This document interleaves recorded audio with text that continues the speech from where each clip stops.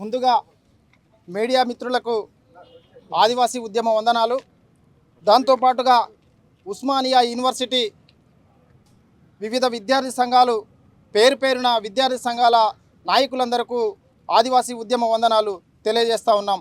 ఇవాళ ఏజెన్సీ ప్రాంతంలో కగార్ ఆపరేషన్ కగార్ని నిలిపివేయాలని చెప్పేసి ఇవాళ సమాజంలో ఉన్నటువంటి పౌర సంఘాలు, బుద్ధిజీవులు, మేధావులు, విద్యార్థులందరూ కూడా ముక్త కంఠంతో ఇవాళ కేంద్ర ప్రభుత్వానికి విన్నవించుకుంటున్న పెట్టినటువంటి పరిస్థితి కనిపిస్తూ ఉంది.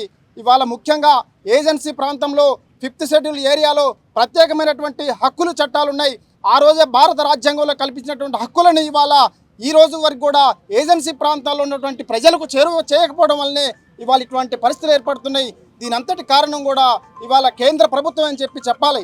ఇవాళ దేశంలో ఉన్నటువంటి సంపదనంతను కూడా దోచుకొని కార్పొరేట్ సంస్థలకు, బహుళజాతి సంస్థలకు అప్పచెప్తున్నటువంటి తరుణంలో ఇవాళ ముఖ్యంగా ఏజెన్సీ ప్రాంతంలో మధ్య భారతంలో ఉన్నటువంటి ఖనిజ సంపద ఏదైతుందో దాని అంతటి కూడా దోసిపెట్టడం కోసం ఇవాళ బహుళజాతి కంపెనీలకు దోసిపెట్టడం కోసం ఇవాళ కేంద్ర ప్రభుత్వం చేస్తున్నటువంటి కుట్రగా మనం భావించి ఇవాళ ఒక పక్కన పాకిస్తాన్తో యుద్ధం ఆపిర్రు, సింధూర్ ఎందుకు ఆపిర్రు, ఇవాళ ఏజెన్సీ ప్రాంతంలో 5వ షెడ్యూల్ ప్రాంతంలో జరుగుతున్నటువంటి ఆపరేషన్ కగార్ను ఎందుకు ఆపట్లేదని చెప్పేసి ఒక ఆదివాసీ విద్యార్థిగా నేను ప్రశ్నిస్తూ ఉన్నాను. ఇవాళ ముఖ్యంగా దేశంలో ఉన్నటువంటి సంపదను కూడా కార్పొరేట్ శక్తులకు, అదాని అంబానీ కట్టబెట్టి ఇవాళ ప్రధానంగా ఉన్న మధ్య భారతంలో ఉన్నటువంటి సంపద, ఖనిజ సంపద, సహజ సంపద, వనరు సంపదనంతా కూడా దోసిపెట్టడం కోసమే ఇవాళ ఆపరేషన్ కగార్ పేరుతో ఇవాళ ఆదివాసులపై హత్యలు జరుగుతున్నాయి, మారణ హోమం సృష్టిస్తున్నారు.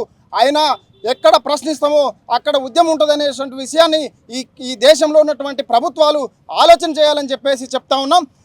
తక్షణమే ఏదైతే ఆపరేషన్ కగారు ఉందో దాన్ని నిలిపివేసి ఇవాళ శాంతియుత మార్గంలో చర్చలు జరిపి వాళ్ళ యొక్క సమస్యలను పరిష్కరించకపోతే రేపు రాబోయే కాలంలో ఆదివాసీ విద్యార్థులే కాదు మొత్తం యావత్ విద్యార్థులందరూ కూడా ఈ ఉద్యమంలో ముందు ఉండి ఈ జరుగుతున్నటువంటి ఘటనలకు ఏదైతుందో దానికి నిరసనగా పెద్ద ఎత్తున ఉద్యమాలు వస్తాయని చెప్పేసి ఆదివాసీ విద్యార్థిగా హెచ్చరిస్తూ ఉన్నాను.